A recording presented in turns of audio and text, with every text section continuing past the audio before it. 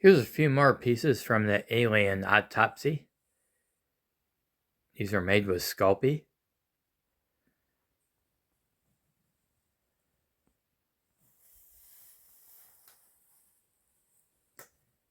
And once again, I used Tulip Puffy paint for the raised details, and these were painted and weathered using water-based acrylic craft paints.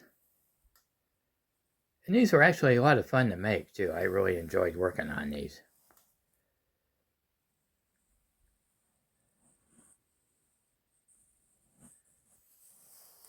Here we go. Give a little more of a close-up here.